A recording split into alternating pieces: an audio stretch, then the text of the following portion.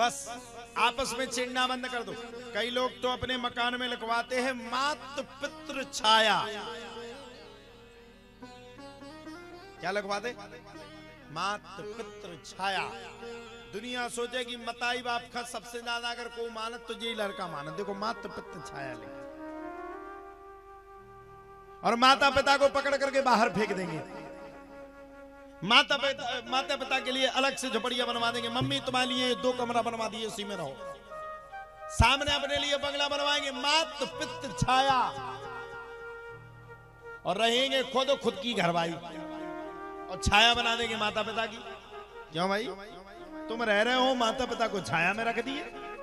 सही बात तो ये है कि मातृ पितृ छाया की जगह ये लिख दो पत्नी की छाया।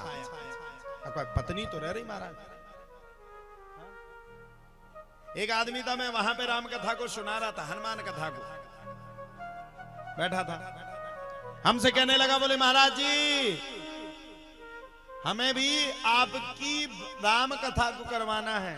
आप भरत चरित्र तो बहुत अच्छा बोलते। हम भी खुश हो गए। जजमान में लोगों लाख खा गई, पैसे मिले कछु नहीं है। तो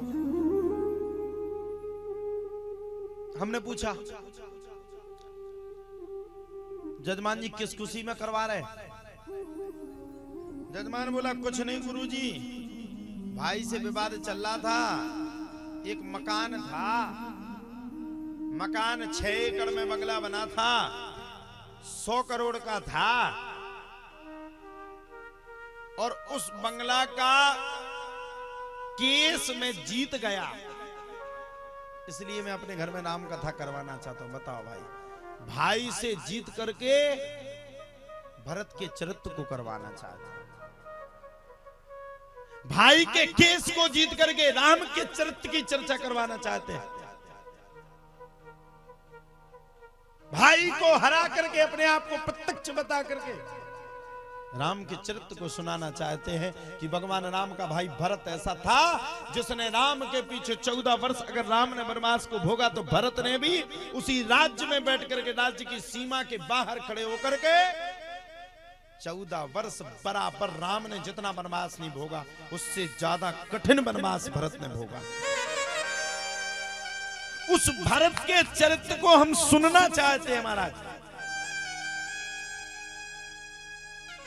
और अपने भाई के प्रति खंजर लेकर के बैठे हैं।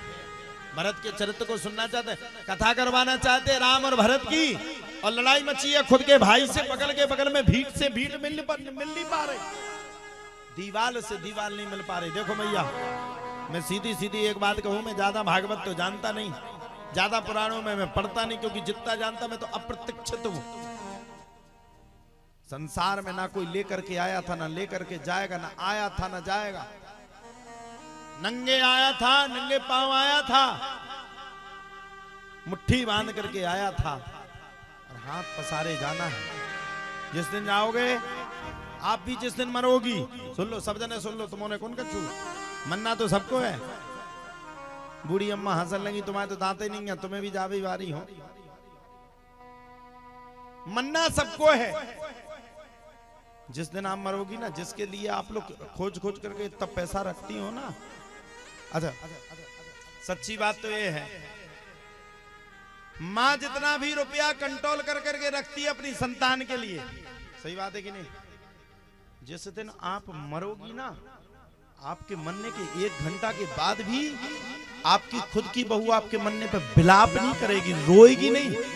और रोएगी तो दिखावा के आंसू करेगी, बगल में दिमाग खराब रहेगा कि मम्मी कम से कम इतने बड़े बड़े कानों में फूल पहने हैं सोने के, ये कैसे निकाले मौका देख के। मर जाओगी, आधे घंटा रोएगी, एक फोटो चिपका देगी, फोटो को मैं चिपकी रहोगी।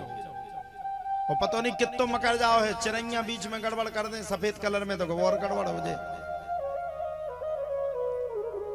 पता नहीं आपकी फोटो सालों साल ना धुप पाए।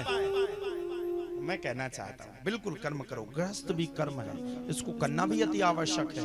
लेकिन जब आपकी 4थी पीढ़ी आ जाए, जब आपको लगे कि अब हमारा समय हो चुका है, समय पूर्ण हो चुका है, उसी दिन घर का त्याग करके